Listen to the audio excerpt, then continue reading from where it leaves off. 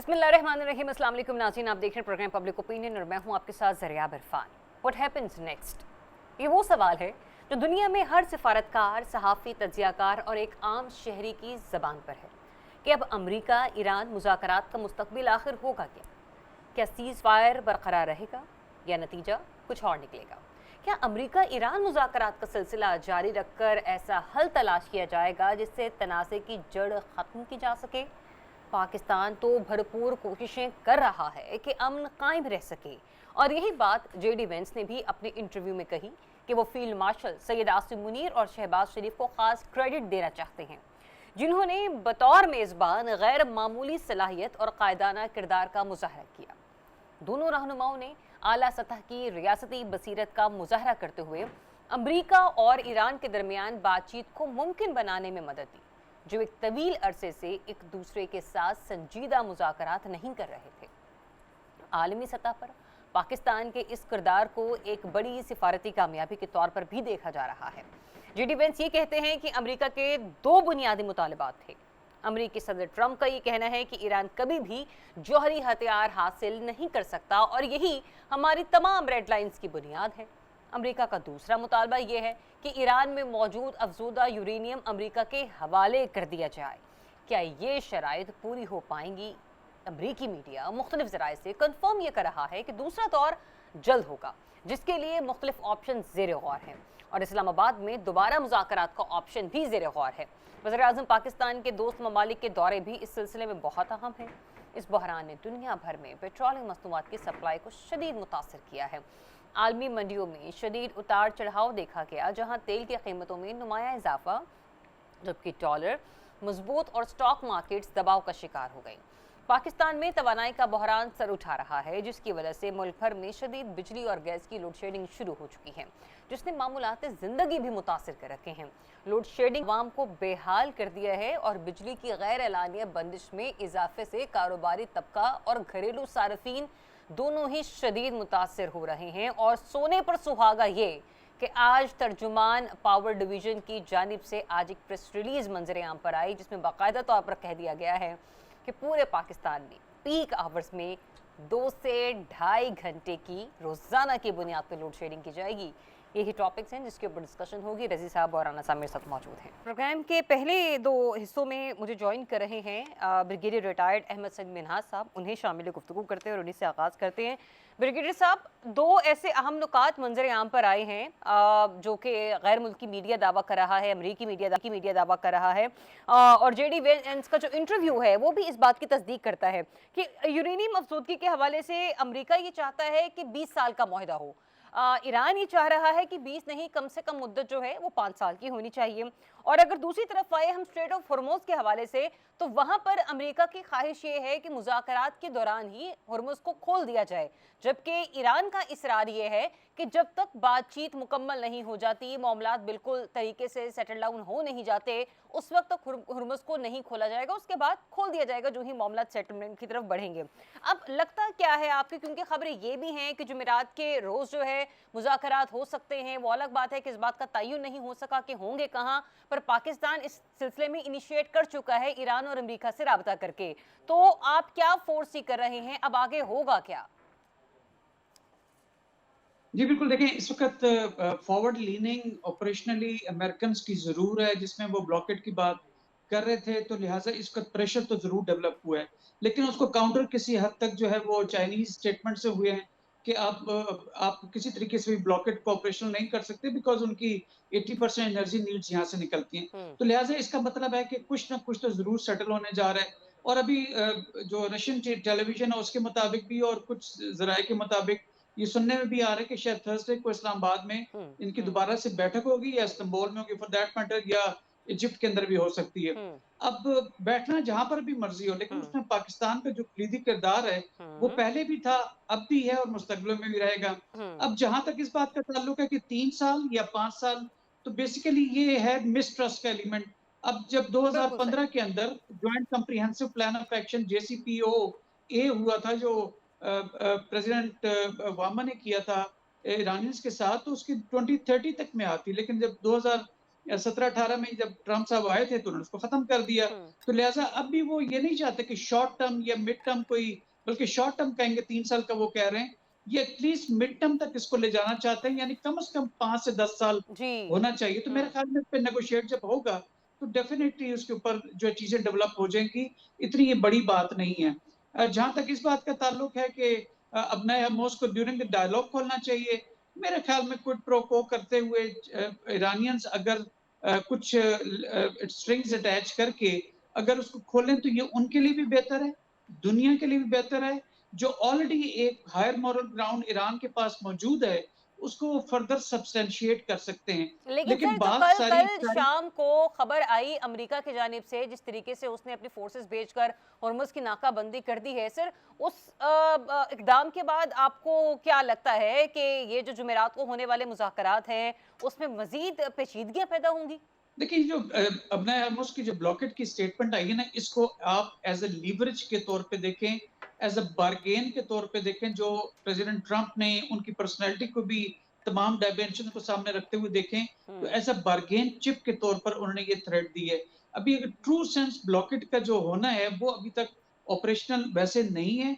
अभी भी चाइनीज़ जहाज़ जो है वो उसके अंदर वैसे ही मूव कर रहे हैं। सही। ऑफेंसिव मोड के अंदर जहाज़ नहीं है हुँ। अमेरिकन्स के, लेकिन ये ज़रूर है कि उनकी फॉरवर्ड लीनिंग ज़रूर है इंडियन ओशन से अब नए हर्मुज़ की तरफ जाते हुए। हुँ। तो लिहाज़ा इस वक़्त अगर आप ओवरऑल देखा जाए, तो ये बार्गेनिंग चिप के तौर पर सिर्फ़ देखें, एक प्रेशर टैक्टिक्स के तौर पर देखें। अच्छा। मैं नहीं समझता कि ना यूरोपियन कंट्रीज़ और ना चाइनीज़ हुँ, हुँ। और इसके साथ-साथ उनके जो इसके मशरिक़ वुस्ता के जो अलाइज़ हैं हुँ। अमेरिकन्स के, वो भी इसके हक में नहीं होंगे। हुँ। और साथ-साथ ये भी कि ईरान ने भी बड़ी क्लियर नेकेड थ्रेट दी है कि नेकेड लफ्ज़ शायद थोड़ा सख्त हो जाए, लेकिन क्लियर थ्रेट दी है कि अगर अब नए हर्मुज़ को पावर से खुलवाने की कोशिश की गई, हाँ। तो कोई भी बंदरगाह जो है वो मिडल ईस्ट में या जो सारे जीसीसी की कंट्रीज़ हैं, वो जो है वो जो है वो महफूज़ नहीं नहीं रहेंगे। रहेंगी। तो लिहाज़ा उस डिटरेंस ने भी काम किया है, चाइनीज़ की स्टेटमेंट ने भी काम किया है, स्पेशली अच्छा, यूके की आप तो स्टेटमेंट ये के आप ब्लॉकेट को नहीं सपोर्ट किया, जी, उसने जी, भी काम जी। किया है। रज़ी साहब जी। आपसे कुछ कहना चाह रहे हैं? मिनाज साहब आप कह रहे हैं कि उनकी जो बातें हैं उनको सिर्फ बढ़के समझा जाए,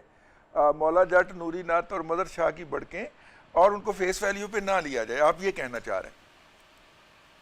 जी, तकरीबन ऐसे ही बार्गेनिंग चिप के तौर पर उसको इस्तेमाल कर रहे हैं, एज़ अ प्रेशर टैक्टिक्स के तौर पर इस्तेमाल कर रहे हैं। इससे पहले भी बहुत दफ़ा तो न्यूक्लियर स्ट्राइक की बात भी कर चुके हैं। वो तो सिविलाइज़ेशन को ख़त्म करने की भी बात कर चुके हैं।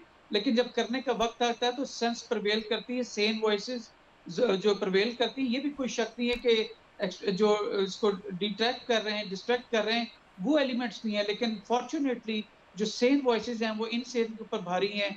जो इर्रेशनैलिटी है, उसके ऊपर रैशनैलिटी भारी है, इर्रेस्पॉन्सिबिलिटी के ऊपर रिस्पॉन्सिबल एक्टर्स भारी हैं और उसमें पाकिस्तान का किरदार भी है।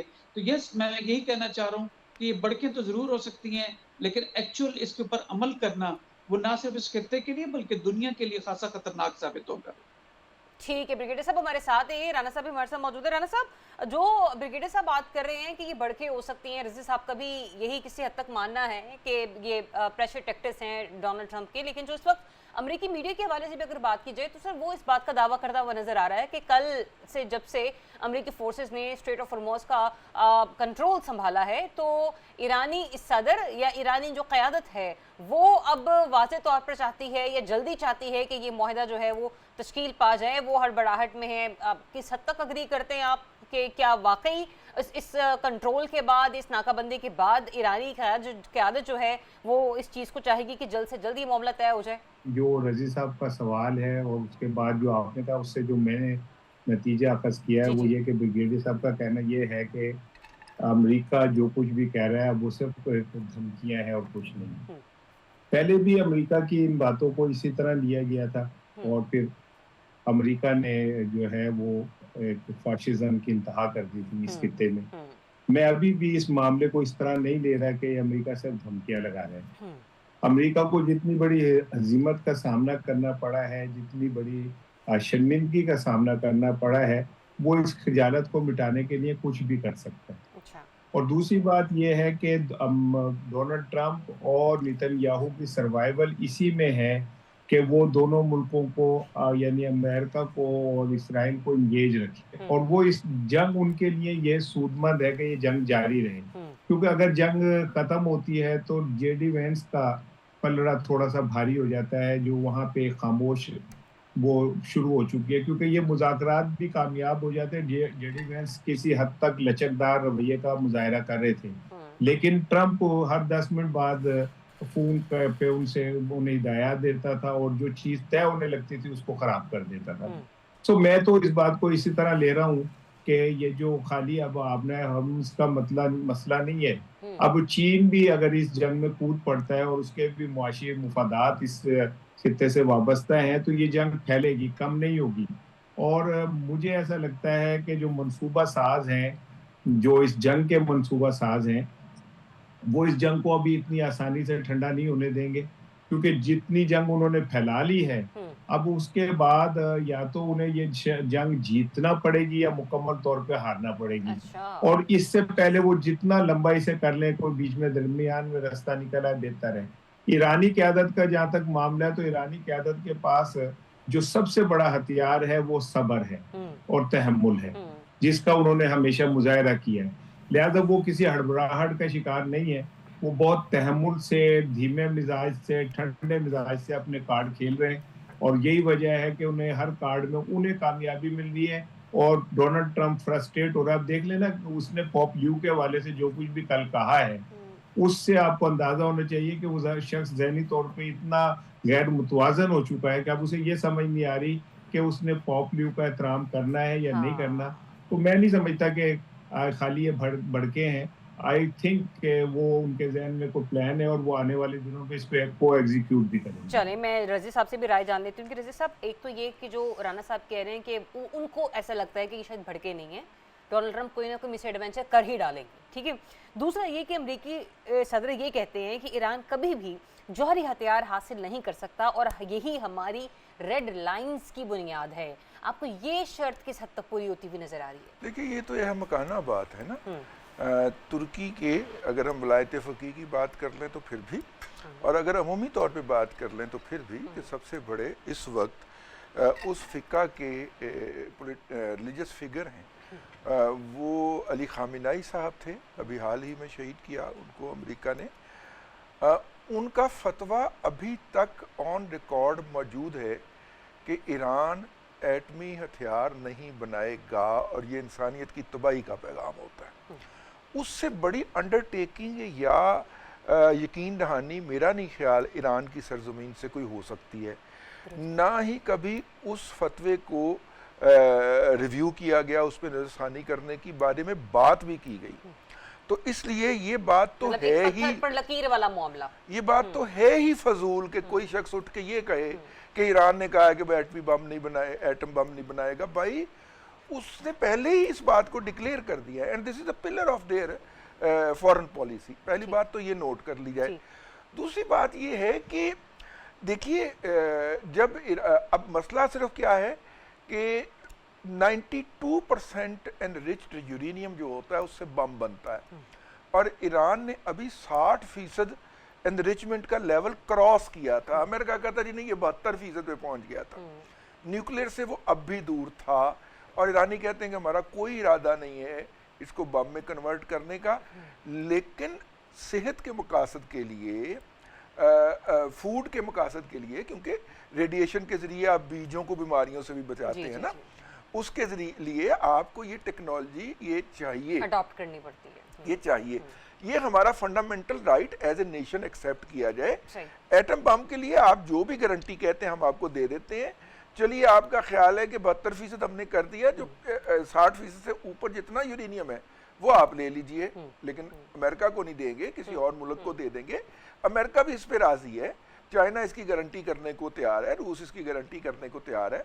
तो एक तो ये बात है जो मुज़ाकरात की मेज़ पे हो रही है। यस, किसी हद तक इस राना साहब के खदशात अपनी जगह पे दुरुस्त हैं कि पहले भी ईरान के ऊपर जो हमला हुआ वो मुज़ाकरात में इंगेज किया गया ओमान के अंदर, और जब आखिरी मरहले के लिए उनका वफ्द ईरान का पहुंचा तो ऐन उस वक्त ईरान पे हमला हो चुका था।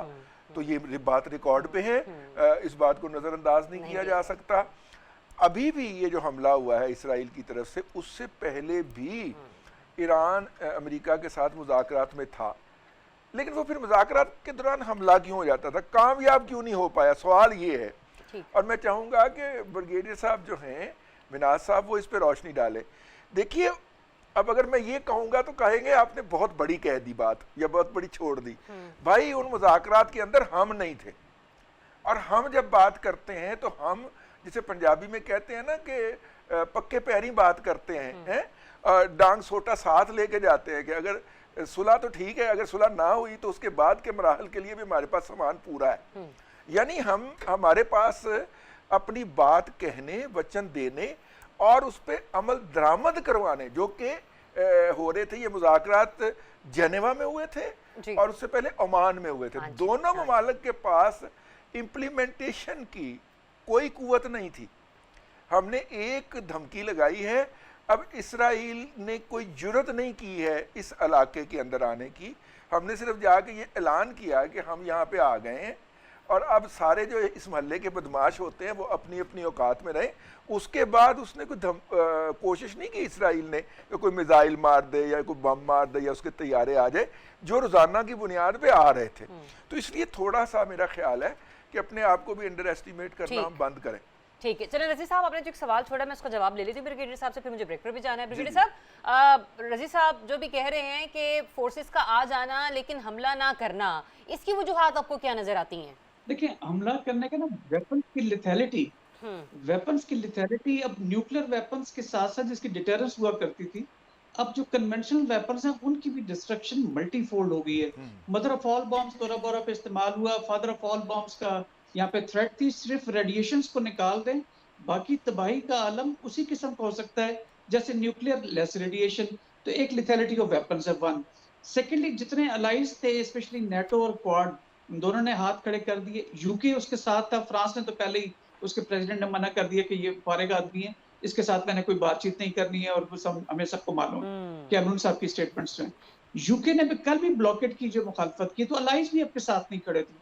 टू, थर्ड, आपके जो मशरक़ वस्ता के ममालिक हैं जिसके ऊपर के ईरान ने कौन सा ऐसा बेस है 13 बेसिस में कि जो मशरक़ वस्ता में यूएस के मौजूद हैं, इस पे हमला ना किया हो, उसके बावजूद किसी मुल्क ने भी, इवन यूएई के मुतालिक थोड़ी सी सस्पिशन है कि शायद वो जंग बंदी नहीं चाहता, वो जंग की कंटिन्यूटी, क्योंकि वो चाहता कि मुकम्मल अमन हो जाए और ईरान से थ्रेट फ्यूचर में ना रहे। इवन उसने भी रिटेलिएट नहीं किया, बिकॉज सारा गेम प्लान सबको मालूम था कि क्या होने जा रहा है, और ये मशरक़ वस्ता के ममालिक को, मुस्लिम ममालिक को आपस में लड़ाना चाहते हैं। Last but not the least, थोड़ा सा मैं राना साहब की मैं थोड़ा सा डेविएट मैं करूंगा, ये थोड़ा सा उनसे जो है वो शायद उस तरह से मैं इत्तेफाक करता हूँ। ये भी एक बड़ा वाज़ेह प्रिज्म है जिसके जरिए राना साहब देख रहे हैं, बिल्कुल ठीक है। लेकिन ये याद रखें कि जो मीडिएशन होती है वो इवेंट के तौर पे नहीं होती, वो एक प्रोसेस है। ये एक ट्रस्ट बिल्डिंग जो उसका प्रोसेस है बेसिकली। ऐसा एक आइस ब्रेक हुई है जो 47 से बर्फ पड़ रही थी और वहां पर ग्लेशियर बन चुका है, उसकी सतह जरूर पिघली, लेकिन ऐसे नहीं हुआ। जहां तक स्पीडी जो चीजें होनी होती है वो क्राइसिस स्टेबिलिटी में होती हैं। जैसे प्राइम मिनिस्टर साहब ने वो जो रात को जो सिविलाइजेशन खत्म करने की थ्रेट थी और हमने पीस मेडिएशन की जो आरसीसी फायर बंदी हुई, वहां पे स्पीड की जरूरत होती क्राइसिस के अंदर। लेकिन जब नेगोशिएशन में बैठते तो फिर बातचीत करते हैं। इसीलिए जो फर्स्ट राउंड इस्लामाबाद में हुआ, उसके बाद सेकंड राउंड होने जा रहा है, क्योंकि जो तमाम जो इशारे या इकाइयां होती हैं किसी भी जो जंग को इनिशिएट करने की, वो इस वक्त यूएस के पास नहीं है। मजीद ये कि ईरान जो इस वक्त हायर मॉरल ग्राउंड के ऊपर है, वो खासी जो नुकसान ही बर्दाश्त कर चुका है, वो नहीं चाहेगा कि मजीद इसको जो है वो प्रोलॉन्ग करे, बिकॉज वॉर्स किसी भी मकसद जो मसाइल का हल नहीं होती हैं। हायर मॉरल ग्राउंड्स, पब्लिक का मोराल, उसकी मिलिट्री का मोराल और यूएस का आइसोलेशन में जाना, नेटो के साथ ना खड़ा होना, क्वाड का बिल्कुल फारिग हो जाना, ये जो ईरान की ओवरऑल स्ट्रेटेजिक फॉरेन पॉलिसी जो है उसमें उसको भी सूट करता है कि जंग अब किसी हद तक रुक जानी चाहिए, लेकिन ऑफ कोर्स उसके अपने स्ट्रेटेजिक इंटरेस्ट को मीट करते हुए। तो लिहाजा it's a paradoxical kind of situation. चलिए, इस जंग के रुक जाने के लिए पाकिस्तान क्या कुछ कर रहा है? प्राइम मिनिस्टर जो है उनके भी 3 ममालिक के दौरे जो हैं वो मुतवक्के हैं, सऊदी अरब का, फिर कतर का और आखिर में तुर्किया का। ब्रेक के बाद आखिर इसको डिस्कस करेंगे कि इन दौरों के नतीजे में किस किस्म के हवाले से जो है ना पॉजिटिविटी निकल सकती है और अमन की तरफ कैसे बढ़ा जा सकता है। After the break, stay tuned. Welcome back once again. नाज़रीन, जुमेरात के हवाले से खबरें हैं जो कि अमेरिकी मीडिया भी रिपोर्ट कर रहा है कि एक दोबारा नशिस्त हो सकती है अमेरिका और ईरान के दरमियान इस्लामाबाद में, और उससे पहले ज़रा ये खबर दे रहे हैं कि प्राइम मिनिस्टर साहब जो हैं वो सऊदी अरब, तुर्किया और कतर का दौरा कर सकते हैं। जाहिर सी बात है यही एक ऑनगोइंग सिचुएशन है जिसके ऊपर उनकी कोशिश होगी कि बाकी खित्ते के जो दीगर अहम ममालिक हैं उनको एतमाद में लिया जाए और आगे की तरफ बढ़ा जाए।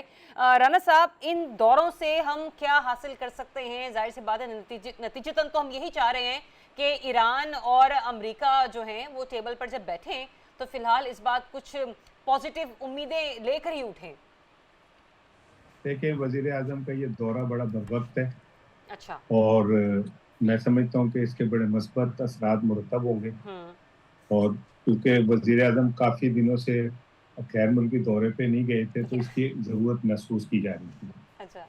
तो ये बहुत अच्छी बात है कि वो दौरे पे जा रहे हैं। इससे उनको सोचने के नए जो ज़ाविये हैं वो भी मिलेंगे और वो नए अंदाज में इस मसाइल को, दुनिया के मसाइल को हल करने की कोशिश करेंगे जो अल्लाह ताला ने उन्हें विजन स्पेशल अता भी फरमाया है। लेकिन ये कि ये बड़े खुशाइंद बात है कि दूसरा दौर भी पाकिस्तान में होगा और अल्हम्दुलिल्लाह पाकिस्तान इस वक्त दुनिया का सलामती कौंसल है और हम एक ऐसे प्लेटफॉर्म हमने दुनिया को दिया है जो सलामती कौंसल को देना चाहिए था। ये सारे मसाइल अक़वाम मुत्तहिदा में हल होने चाहिए थे जो अल्हम्दुलिल्लाह आज इस्लामाबाद में हो रहे हैं। लेबनान हो, वो क्या कहते हैं खलीज की जंग हो, वो किसी हद तक चाइना के इशूज़ हों, सऊदी अरब ईरान के इशू हों, अल्हम्दुलिल्लाह हम हर जगह पे अपना किरदार अदा कर रहे हैं। ये एक बहुत पॉजिटिव बात है और अगर ये दूसरा दौर भी पाकिस्तान में होता है तो ये पाकिस्तान की बहुत बड़ी खारजा पॉलिसी की कामयाबी है। इंशाल्लाह तमाम तर सिचुएशन में जो हमारा डिफेंस एक एग्रीमेंट हुआ रखा है सऊदी अरेबिया के साथ, वो भी इंतहाई अहमियत का हामिल है। तो मीनवाइल वही बात आ गई ना कि अगर खित्ते की किसी बंदरगाह को नुकसान पहुंचता है तो जाहिर सी बात है, जिस तरीके से ईरान ने भी एक तनबीह कर रखी है कि फिर बाकी जो खलीज की रियासतें हैं उनके बंदरगाह हैं, उनकी पोर्ट्स भी महफूज नहीं रहेंगी। तो ऐसे में आप इन दौरों की इंपॉर्टेंस को किस तरीके से देख रहे हैं? देखिए जी, ये forward leaning of the again मैं कहूँगा डिप्लोमेसी है जिसमें कि प्राइम मिनिस्टर साहब उनके साथ मेरे ख्याल में लाजमी फॉरेन मिनिस्टर भी जाएंगे, साथ डार साहब भी और शायद फील्ड मार्शल भी जाएंगे क्योंकि हमारा जो है SMDA यानी स्ट्रेटेजिक म्यूचुअल डिफेंस एग्रीमेंट सऊदी अरब के साथ भी है। ये पाकिस्तान की डिप्लोमेसी है, ये लीडरशिप जो है पॉलिटिकल हो या मिलिट्री लीडरशिप, उनकी मैं समझता हूँ कि खासी बड़ी मैनेजमेंट है सारे अफ्रीकैन को साथ लेके चलना। एट द सेम टाइम कि जब उसकी मिसाल ये ईरान और सऊदी अरब के दरमियान डिस्पाइट ऑफ द फैक्ट कि आपका SMDA सऊदी अरब के साथ है, लेकिन आप कोई खुल के या कोई ऐसे खुदा न खास्ता काउंटर स्ट्राइक करने के कोई आपने ना इशारे दिए हैं, ना कोई इशारे दिए हैं, ना कोई इकाइयां उसकी कि आप ईरान के ऊपर स्ट्राइक करेंगे। हाँ, ये जरूर है कि इसराइल की जानिब से अगर खुदा न खास्ता कोई फॉल्स फ्लैग ऑपरेशन या फॉर दैट मैटर ऑपरेशनली कोई हालात ऐसे क्रिएट होते हैं, only then, otherwise it is like win-win situation for Saudi Arab also and Iran as well. तो लिहाजा ये जो दौरे हैं इसके अंदर जाके पर्सनली बातचीत करना फॉरवर्ड लुकिंग है, जो एक लॉन्चिंग पैड के तौर पर है, एक ऐसा प्लेटफॉर्म मुहैया करने के लिए है कि जो आप शायद इस्लामाबाद में बैठ के जहाँ पे कि आपको हो सकता है कि जो है थोड़ी सी डेविएशंस भी आती हों, आप पर्सनली जाके एक सिक्योर एनवायरनमेंट में उनसे फ्री हैंड बात कर सकते हैं। इसको आप बैक एंड डिप्लोमेसी भी नहीं कह सकते क्योंकि फॉरवर्ड लुकिंग है। तो लिहाजा वहां जाके उनकी बातचीत करना, हमारी डिप्लोमेसी का उस फ्रंट फुट पे आना, जैसे राना साहब भी कह रहे हैं, ये बहुत बड़ी फतह है, बहुत बड़ी एक अचीवमेंट है जो पाकिस्तान इररिलेवेंट हो गया था अपनी इकोनॉमी को लेके, ये इंटरनल जो इंस्टेबिलिटी है उसको लेकर या टेररिज्म को लेके अब हर जगह मरकज़ निगाह पाकिस्तान है। इसको कैसे कैपिटलाइज करना है, that all depends on our leadership which is like day and night उसके ऊपर जो है वो काम हो रहा है, वो तमाम चीजों को देखा जा रहा है, थिंक टैंक्स काम कर रहे हैं। आप मैं समझता हूँ कि इंतहाई पॉजिटिव है और लेट्स सी थर्सडे को इंशाल्लाह मुझे यकीन है कि जो टेक्निकल ग्रुप्स हैं ये वर्किंग ग्रुप लेवल के ऊपर, ये सेकंड टियर लेवल के ऊपर लाजमी लोग इस्लामाबाद आएंगे, वहीं पे इनको स्ट्रेंथ मिलती है। ईरान पाकिस्तान के अलावा शायद जाना ये बड़ी आपने दिलचस्प बात की है कि वर्किंग लेवल पर और सेकंड टियर लीडरशिप में भी वो इस बार मुज़ाकरात का हिस्सा बने। आप ये कह रहे हैं कि मुमकिन तौर पर जो ईरानी लीडरशिप की जो फर्स्ट ईयर है और जिस तरीके से जेडी वेंस आए थे, गालिबन उनके अलावा आपको लगता है कि कुछ और मेंबरान आ सकते हैं? मेरी एक्सपेक्टेशन ऐसी है, क्योंकि अगर आप high level to high level, अगर आपको सेकंड इमीडिएट मीटिंग हो जाए आपको within a gap of 7 days, और सेकंड मीटिंग के अंदर भी ठीक। आप कोई बहुत ठोस डिसीजन लेके बाहर ना निकले, तो यस, फिर राणा साहब की बात कि शायद वो फिर वॉर की तरफ आप जा सकते हैं या ऑफेंसिव पे लॉन्च हो सकता है, that will be very detrimental. ठीक तो है। लिहाजा उसको एक गैप देने के लिए, उसको एक साई ऑफ रिलीफ देने के लिए सेकंड टीयर के लोग आए, मजीद बातचीत करें, फिर जब दोबारा अनाउंसमेंट हो सकती है तो वो हो सकता है वाशिंगटन से और तेहरान से इंडिविजुअली वहां से मैसेजेस आ जाए। ये भी हो सकता है कि थर्ड टाइम या फोर्थ टाइम आके बैठे, जैसे मैंने पहले कहा, ठीक है। ये कोई इवेंट नहीं है, हाँ, इट इज अ बिल्कुल। प्रोसेस इट्स अ जिसको प्रोसेस। इनिशिएट किया दिस विल आपने। टेक सम जी। टाइम, बिल्कुल ऐसा ही है। अच्छा रज़ी साहब, आपसे सवाल मेरा थोड़ा मुख्तलिफ है सिचुएशन को लेकर, कि ये जो कतर और जो सऊदी अरब का दौरा होगा प्राइम मिनिस्टर पाकिस्तान का, आपको लगता है कि एलएनजी और ऑयल ट्रेड के हवाले से भी ये अपने को सिग्निफिकेंस रख सकता है? क्योंकि इस वक्त जो सिचुएशन है एनर्जी क्राइसिस के हवाले से,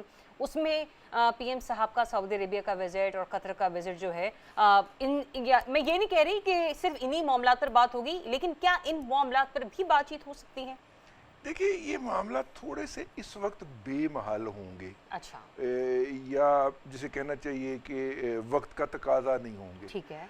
वक्त का तकाजा ये है कि हमने, अगर आप नक्शे पे मुलाहिजा फरमाइए, तो कतर के बिल्कुल पिछली तरफ और रियाद से थोड़ा सा पहलू में हमने एक हवाई अड्डे पे जाके अपना हवाई मस्तकर बनाया, अपना हवाई अड्डा इस्टेब्लिश किया। उसके अंदर एयर स्ट्राइक के तमाम एलिमेंट मौजूद हैं, एवॉक्स मौजूद है, फ्यूलिंग के लिए टैंकर तैयारा मौजूद है और फाइटर जेट्स मौजूद है। वो अपने मेरी साथ अदना सी अकल में जरा थोड़ा सा बता दें कि आप किस बेस के हवाले से बात कर रहे हैं? शाह सुल्तान को इस तरह शाह का एयर सुल्तान, बेस, ठीक है जी, वो वहाँ पे वाक़ है। अच्छा, वहाँ पे बैठ के हम कतर के भी जो जुग्राफियाई हदूद है उसका तहफ़्फ़ुज़ कर सकते हैं, बहरीन को भी तहफ़्फ़ुज़ दे सकते हैं। और अमारात की ये ख्वाहिश थी, वो हमारा नाराज़ कज़न हो गया आजकल, उस नाराज़ कज़न की भी ये ख्वाहिश थी कि ये सहूलत मुझे भी हासिल हो, लेकिन हमने उनको बुलाया ही नहीं, जिसके ऊपर ना वो मुंह बुरा सा बना के दूसरी तरफ नाराज़ होके बैठे हुए हैं। वो भी मान जैसे हमने जाएंगे। भी हर जगह इनविटेशन कार्ड बांट दिए, हम उधर भी बांट देते हैं सर। हाँ, उनको हमने इनवाइट ही नहीं किया। अब देखिए ना, ये कितनी बुरी बात है कि बुलाया ही नहीं। वो असल शिकवा ये होता है, हमें शादी पर और आप नहीं ये बुलाया। देखिए, इसी दौरान मोदी साहब जाके यूएई की गोद में बैठ गए। हाँ, वो वहां का दौरा नहीं, करने के लिए चले गए। लेकिन मोदी साहब के पास वो सौदा नहीं है जो हम लेके पहुंच गए। हाँ। मोदी साहब के पास 1400 तैयारे हैं, लेकिन क्या यूएई उन्हें कहे कि आज हमारी सिक्योरिटी के लिए आप एक स्क्वाड्रन भेज दीजिए, तो वो भेज सकते हैं? नहीं भेज सकते। वो अभी तक 116 के राफेल का इंतजार कर रहे हैं, जिसकी डील फिर खतरे में पड़ गई है, क्योंकि फ्रांस ने कहा जी हम आपको उसके कोड नहीं देंगे। लेकिन मैं अर्ज ये कर रहा हूँ कि जो सौदा हम लेके पहुंचे हैं, ये इस वक्त उस मंडी में हाथों हाथ लिया गया है। तो अब उसकी मुस्तकिल सप्लाई के लिए और उसके इवज जो पाकिस्तान को बेनिफिट मिलने हैं, उसको नेगोशिएट करने के लिए मेरा ख्याल है ये जो दौरा है, इस पे ज्यादा फोकस शायद इस पे होगा, क्योंकि ये वाला जो हमने जाके वहाँ पे रेडी लगाई है ना, सिक्योरिटी ले लो, सिक्योरिटी रायती निरखों पे ले लो सिक्योरिटी, उसके अंदर अब कुवैत भाई भी आना चाह रहे हैं, बहरीन भाई भी आना चाह रहे हैं, कतर तो पहले ही ये ऐलान कर चुका कि जी गल्फ नेटो का नाम दिया जा सकता है इसे, अगर आप जब तक, और ओमान ने भी कह दिया कि जी हम भी इसका हिस्सा है। सिर्फ यूएई नाराज होके बैठा हुआ है, मुंह बना के परली तरफ कॉर्नर में खड़ा हुआ है कि मैं नहीं बोलता। यूएई ज्यादा देर तक नाराज रहना अफोर्ड कर सकते हैं नहीं, वो सारी सिचुएशन वो में? चाह रहा, वो रूठा ही इसलिए है कि मुझे आके मनाया जाए। तो उस पिया को तो कैसे मनाया वो जाएगा, हम ये बताएं। वो मुहावरा है ना एक बड़ा मशहूर उर्दू अदब का, इसार भाई की मैं तवज्जो चाह रहा हूँ, कि हम छेड़ते थे कि वो रूठें और वो रूठते थे कि हम मनाएं। तो ये यूएई के साथ हमारा कुछ इस तरह का मामला चल रहा है। तो वो भी आ जाएगा जी, इसी रेडी पे आएगा सौदा लेने के लिए, बल्कि उसने कहना शापर डबल कर दो। चले ठीक है जी, हम तो चाहते हैं कि खित्ते के तमाम मालिक जो हैं वो राजी बाजी रहे। हम तो अमन के खदाई हैं और अमन के खां हैं, और इंशाल्लाह चाहते हैं कि अमन बरकरार रहे।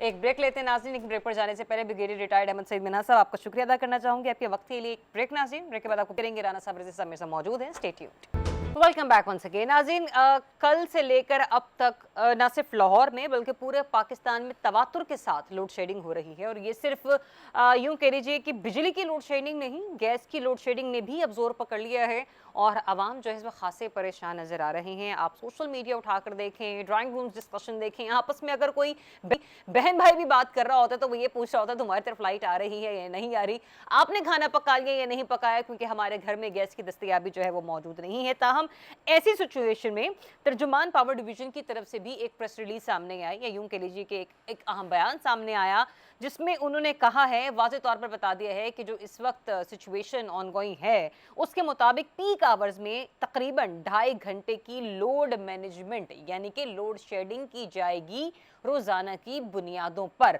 और साथ ही साथ डिस्कोस को भी ये हिदायत जारी कर दी है कि लोड शेडिंग शेड्यूल जो है वो सार्फिन के साथ फिलफौर शेयर कर दिया जाए। लेकिन मेरा सवाल ये है कि ये तो 2.5 घंटे की बात कर रहे हैं पीक आवर्स में, रात गए से लेकर अब तक हर घंटे के बाद जो है 1.5 2 घंटे की बिजली जा रही है, तो पीक आवर्स में लोड शेडिंग से क्या मुराद ली जाए? राना साहब, बहरहाल वो कहते हैं कि कान यहाँ से पकड़े अब वहाँ से पकड़े, बात तो एक ही है। तर्जुमान ने इसे पीक आवर्स बंद लोड शेडिंग नहीं बल्कि एक पीक रिलीफ स्ट्रेटजी करार दिया है। क्या ये वाकई ही एक रिलीफ स्ट्रेटजी हो सकती है? भारत को आप इंडिया कह लें, आप क्या कहते हैं भारत कह लें, हिंदुस्तान कह लें, रहता तो दुश्मन ही है ना। तो आप स्ट्रेटजी बना लें और फला जी बना लें और 5G बना लें, उससे फर्क क्या पड़ रहा है? सोलर लगने के बाद बिजली की लेस्को के ऊपर कंजम्पशन तो वैसे ही बहुत कम हो गई है। 2800 मेगावाट बिजली की जरूरत है, 850 900 मेगावाट का शॉर्टफॉल है, तो ये 1800 1900 मेगावाट भी नहीं बना सकते। ये कितने नाहिल किस्म के लोग हैं। और फिर दूसरी बात यह है कि ये रजी और मैं एक अरसे से हम स्यापा कर रहे हैं, सर पे खाक डाल रहे हैं, अपने कपड़े फाड़ के बाहर निकलने का इरादा कर रहे हैं कि जो तुमने वो सफेद हाथी IPPs की शक्ल में पाले हुए हैं उनको सब पैसे देने, कौम के बच्चों को स्कूल बंद हो जाएंगे क्योंकि उनका वो पेट्रोलिंग के ऊपर पैसे लग जाएंगे। इससे ज्यादा बदनजमी और बद इंतजामी कोई हो सकती है? रोज मैं एक बयान पढ़ता हूँ, ले जी आज से पाकिस्तान जो है तरक्की के सफर पे शुरू हो गया है। ये तरक्की के सफर पे शुरू हुआ है कि ना आपके पास गैस है, ना आपके पास बिजली है, ना आपके बाजार को जो है खुल सकते हैं। तरक्की का सफर, केड़ा तरक्की का सफर शुरू हुआ है? और अभी मैं आपको बताऊं, मेरे दोस्त ने मुझे फोन किया, उसने कहा इस्लामाबाद में मैंने एक ट्रक पे एक पत्थर देखा जो नीचे से घिसा हुआ है, वो वजीर आजम हाउस जा रहा है। मुझे ये लग रहा है ये वही पत्थर है जो वो दिल पे रख के पेट्रोल की कीमतें बढ़ाते हैं। तो वो वजीर आजम हाउस पर पत्थर पहुंच रहा है, मुझे लग रहा है आज रात ये पत्थर का वहां पे भी गिरेगा। आप पता नहीं केड़ी तरक्की कर रहे हो यार, कह रहे हैं आप लोग। पेट्रोल में आपने लोगों को मार दिया, बिजली में आपने मार दिया, टैरिफ गैस के आपने बढ़ा दिए, बिजली के मीटरों के पैसे आपने बढ़ा दिए। उसके बाद जनाब अली आप वो सोलर वालों की जिंदगी को अजाब में किया हुआ है और आप कहते हैं तरक्की तरक्की तरक्की। देखे जी तरक्की, मैं वो अजमा बुखारी साहब का भी आज पढ़ रहा था कि आप पाकिस्तान देखे टेक ऑफ आज से शुरू कर दिए, पता केड़ा टेक ऑफ कर लिए। और ये कहाँ पे जा रहे हैं पैसे, किसके पेट में जा रहे हैं, किस प्यारे को नवाजा जा रहा है? ये रजी से पूछे ना, ये मुझसे ज्यादा कहीं ज्यादा एक्सपर्ट है। हुकूमत कह रही है कि ये अगर हम लोग लोड शेडिंग ना करें तो 1.5 रुपए से तकरीबन 3 रुपए फी यूनिट में इजाफा किया जा सकता है। रजी साहब, वाकई अगर ये लोड शेडिंग या मतलब पीक रिलीज स्ट्रेटजी अगर ये ना अपनाई जाए तो 5 से 6 रुपए भी फी यूनिट में इजाफा हो सकता है जी। और उसकी वजह ये है कि हालात नॉर्मल नहीं है, हमारे खित्ते में आग लग चुकी है। सिर्फ 36 घंटे के लिए आमना हुरमज खुला और उसके बाद फिर बंद हो गया। ना LNG गुजर सकती है वहाँ से क्योंकि कैपेसिटी तो उनकी 17% डैमेज हुई है ना, बाकी 83% कैपेसिटी तो अपनी जगह पे है LNG तैयार करने की। और सैकड़ों उसके जो बाउजर्स हैं वो भर के समंदर में खड़े हुए हैं और वो गुजरने का इंतज़ार कर रहे हैं। पाकिस्तान के भी उसमें हैं। अब वो टोटल ही बंद हो गया। अगर ईरान हमें गुजार भी दे तो आगे अमेरिका बहादुर खड़ा हुआ है, वो हमारे बाउजर्स रोक सकता है। वैसे जंग के पहले दिन से हमारे बाउजर्स LNG के सिर्फ दो आए हैं, महीने के हमारे 2 आते हैं, लेकिन अगले महीने वाले 2 में से 1 ड्यू हो चुका है, वो नहीं गुजर सका तो आएगा नहीं तो गैस नहीं है हमारे पास। एक तो गैस नहीं है और दूसरा फ्यूल की कीमतों में इजाफा हो गया। कल $100 फी बैरल से ज्यादा की क्लोजिंग दे गया और आज 108 107 के ऊपर पक्का जाएगा। और अगर ये तो जाएगा सर आज की इत्तलात तो 100 से कम की थी। नहीं, रात जो मैंने पढ़ा है वो 100 से ऊपर की क्लोजिंग दी है, लेकिन चलिए 95-96 की भी हो, आज भी वो 100 से टॉप जाए तो आप इस बात के ऊपर जरा कॉन्शियस हो जाएं कि कहीं ये दोबारा पेट्रोल की कीमतों में इजाफा ना हो जाए। ठीक है, बहरान है, वरना मैं भी तरक्की के को मापना शुरू कर इसीलिए देता। मैं आपसे वो बात कर रही थी पिछले सेगमेंट में कि जो पीएम साहब जा रहे हैं, क्या ये मामला उठाया जा सकता है, गुफ्तगू हो सकती है? बिल्कुल कतर उठाया और जा सऊदी अरब सकता में? है, उठाया जाना चाहिए, हमें ये मुतालबा करना चाहिए। लेकिन मैंने चूंकि एजेंडे से थोड़ी सी सुन ली थी मैंने कि प्राइम मिनिस्टर वहां पे करने क्या जा रहे हैं, तो प्राइम मिनिस्टर का एजेंडा यही है, दिफाई मामलात और अदायगियां, जो उन्होंने कहा है कि जिस दिन ये बात बड़ी इंपॉर्टेंट, जिस दिन यूएई के पैसे पाकिस्तान के स्टेट बैंक से 3.5 अरब हाँ स्टेट बैंक ऑफ पाकिस्तान के अकाउंट से ट्रांसफर होंगे, उसी दिन सऊदीया के पैसे पाकिस्तान के स्टेट बैंक के अकाउंट में लैंड करेंगे। यानी एक लम्हे के लिए भी पाकिस्तान के ज़र मुबादला के ज़खायर नीचे ना जाएं। ठीक है जी, तो इस तरह की बातों को उन्होंने कहा कि वो करने जा रहे हैं, और अमूमी तौर पे एजेंडा सारा तो बताया भी नहीं जाता।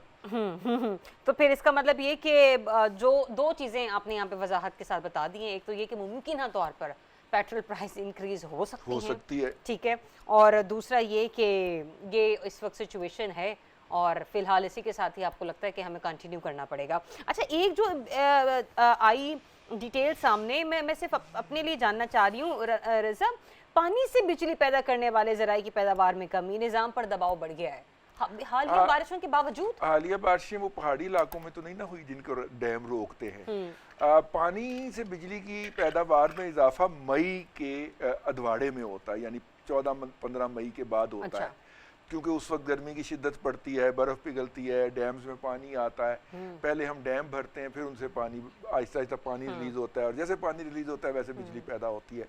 तो वो ये वाला जो बड़ा क्रूशियल पीरियड होता है हमारे यहाँ पावर मैनेजमेंट के जो लोग हैं उनके लिए, क्योंकि पानी से बिजली बननी है, पैदा नहीं हुई जी। और इधर से हम जो है वो तेल से बिजली बना रहे होते हैं और महंगी बन रही होती है।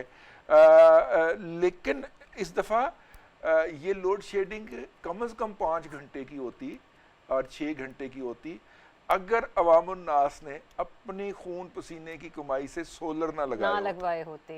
2800 मेगावाट जो है वो सोलर कैपेसिटी इस वक्त पाकिस्तान में लगी हुई है और शहरी इलाकों में है, लाइन लॉसेस भी इसमें ज़ीरो हैं, और ये और इसका इम्पैक्ट 5600 मेगावाट का आया। मैं अर्ज उसकी ये करता हूँ कि 2800 मेगावाट तो वो बना के देते हैं सरकार को, लेकिन सरकार को बना के देने से साथ साथ पहले वो अपनी जरूरत पूरी करते हैं। तो इसका मतलब ये है कि इतनी एक उनकी भी जरूरत थी। तो ये 5-5.5 हजार मेगावाट का इम्पैक्ट है जो अर्बन सेंटर्स के अंदर आया है, जो रूरल सेंटर्स के अंदर, रूरल इलाकों में तो आना ही आना था कि वहां पे ट्यूबवेल जो थे वो सोलर पे गए हैं। ठीक है, आपकी बातों से जो मैंने नतीजा अखज़ किया ना, और राना साहब की भी मैंने बात सुन ली, जाहिर सी बात है आप थोड़ा सा हमको हौसला देने की कोशिश कर रहे हैं। राना साहब आवाम की तरह ही अपने जज्बात का इजहार कर रहे थे, तो हुकूमत अपनी जगह, हाँ वही ना, बिल्कुल बिल्कुल हम भी उनके साथ हैं। तो मुख्तसर सा फार्मूला कि हुकूमत का के जागते रहना, साढ़े दिन रहना, ये नाज़िर सा सिचुएशन है। मदद आपके तहत अपने मामलात को मैनेज करने की कोशिश करें। गैस की भी लोड शेडिंग है, बदतरीन बहरान है, और इस वक्त एनर्जी क्राइसिस तो है ही, चाहे वो लोड शेडिंग की सूरत में हो बिजली के हवाले से। तो दुआ गो रही है कि इस खित्ते में अमन प्रिवेल करे, सुकून प्रिवेल करे, और ये पाक ईरान अमेरिका इसराइल जो जंग है इसका जल्द से जल्द खात्मा जो है वो यकीनी बनाया जाए। इजाज़त दीजिए, अपना बहुत सा ख्याल रखिए, अल्लाह हाफ़िज़।